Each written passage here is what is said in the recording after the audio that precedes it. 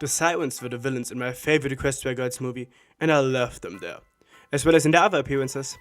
They immediately make a strong impact as magical creatures from Equestria and the human realm, the only magic that resided in that realm before the first Equestria Girls that we know of. We also get their group dynamic in the first few minutes we see them. Adagio, the bossy leader of the crew with a sense of irony. Aria, the upstart with an attitude. She opens a power struggle between her and Adagio that sadly never gets addressed, but it makes her seem like a rather jealous character with an urge for power, calling out Adagio whenever possible. Sonata is the oblivious dog of the group. Don't get me wrong, she's just as evil as the other two, but her obliviousness makes her not so skilled as a villain, but the entire fandom loves her for it. In the poll I did a while ago, she overwhelmingly won. Everyone loves her. She's the all-beloved taco fish girl. Only her bandmates seem to bully her sometimes, which is probably the reason why she is so well liked. People can relate to her, while having the other Sirens to blame. I mean, look at Aria's ranking. She has 9% compared to Sonata's 71%. There wasn't even a contest, which is funny considering how much they bicker between each other. Their songs are amazing too, starting with Battle of the Bands, the song that has brought them the title of the most seductive MLP villain. I mean, you can't tell me that their way of walking and the way they touch everyone is not meant to be seductive. And their song is perfectly showing their ambitions, rallying up the entire school for their own gain, even though the only reason that they do it is to feed, which reminds me of the Changelings. This gives them an actual good reason for their actions.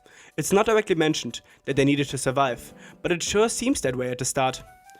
The next thing we hear about them is their backstory, so it's time for a jump to Shadowplay and to comics. In those it's shown that they were the enemy the Pillars faced when getting together for the first time. They are an Avengers level threat, which gives them a way heavier impact as villains. Their greatest power, in my opinion, is their manipulation. Even without their singing, they know how to play other people almost as well as Cozy Glow.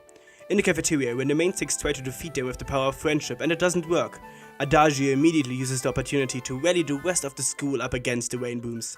It's a terrifying ability, especially because everyone can acquire it, even normal people. It's not some magical power, but a skill. They use it again on Sunset too, after the Rainboom's first performance, to take advantage of her insecurities. This is the power of real-life villains. The song Under a Spell is the perfect representation of that. Everyone is under their spell, literally and figuratively. Literally because of their actual magic, and figuratively because everyone is getting manipulated by their antics.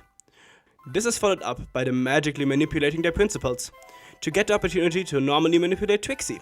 They combine all their skills to achieve their goals, all relying on manipulation. Their goal being causing a rift between the main characters, to be able to absorb their magic. It's genius, to be honest. That's why I think they are such great villains. They combine all that is in their arsenal for their evil shenanigans, being half magical villains and half actual high school movie villains. They're also bicker like high schoolers. When Sonata actually tries to contribute in some way, they shut her off saying, "Go back to sleep, Sonata." They really don't give her the time of day now, do they? But that makes her even more liked in the fandom. I also see her often compared with Pinkie, because during the Battle of the Bands, Sonata is showing what makes her so adorable. She and Pinkie are the only ones who vibe when Snips and Snails are rapping. She practically is an evil Pinkie Pie with a little less awareness. Then, they lose their magic in an epic final showdown. They almost get their full power back, but lose all of it in the end. But you gotta think about what that means for them. It's their way to acquire most of their energy. We know that they are able to survive without it.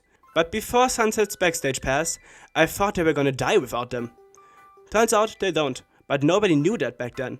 As far as we knew, they just died after Rainbow Rocks. But then, Sunset's Backstage pass happened, and they suddenly exist again. And I certainly don't mind. I really like those girls, and gives them at least some kind of redemption. They may have lost their powers, but they haven't given up on life, and now want to genuinely become musicians. Though they still have their old personalities. They hate it in the human world, but they gotta make the most of it. They also are key in Sunset's development there, making her realize that she may be the problem. We know she isn't, but it's a turning point in the special. They do their part in resolving the issue. For the few appearances they had, they have shown a lot of character, establishing themselves as good villains and good musicians, showing off some of my favorite MLP songs to date. For real, I love Battle of the Bands and Welcome to the Show. It's a fantastic climax song, being able to resolve the full conflict then and there.